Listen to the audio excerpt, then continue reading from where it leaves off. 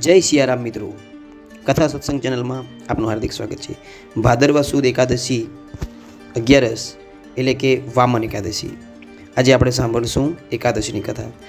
ધર્મરાજા યુધિષ્ઠિરે ભાદરવા સુદ એકાદશીનું નામ અને મહિમા વિશે પૂછતા શ્રી કૃષ્ણએ જણાવ્યું, આ એકાદશીનું નામ જયંતી કે વામન એકાદશી છે। તે બધા પાપોનો નાશ કરનારી, સ્વર્ગ અને મોક્ષ અપાવનારી છે।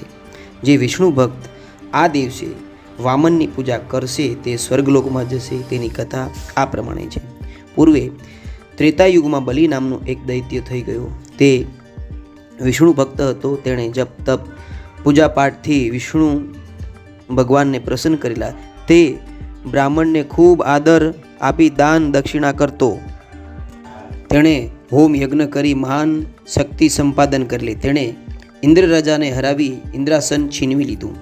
તે બીજા દેવોને પણ ત્રાસ આપવા લાગ્યો। આથી બધા દેવો ભેગા મળી વિષ્ણુ ભગવાન પાસે ગયા। તેમણે સ્તુતિ કરી બલિરાજાના ત્રાસમાંથી મુક્ત કરવા વિનંતી કરી। આથી વિષ્ણુ ભગવાને વામન સ્વરૂપ ધારણ કરી બલિરાજા જ્યાં યજ્ઞ કરી બ્રાહ્મણોને દાન આપતો હતો ત્યાં આવી ઊભા રહ્યા। બલિરાજાએ તેમને દક્ષિણા માંગવા કહ્યું।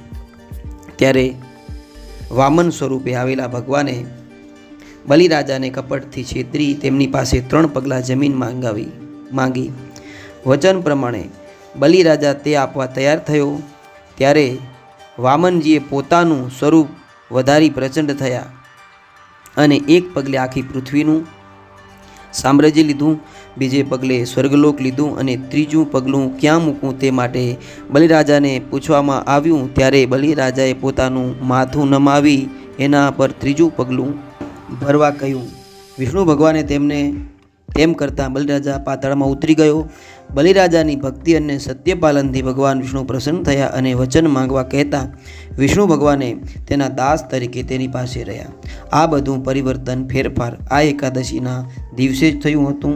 તેથી તેને વામન કે પરિવર્તનની એકાદશી પણ કહેવામાં આવે છે।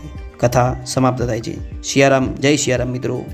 કથા ગમી હોય તો કોમેન્ટમાં જરૂરથી જણાવજો અને ચેનલમાં નવા હોય તો લાઇક, શેર અને સબસ્ક્રાઈબ જરૂરથી કરો। જય સિયારામ।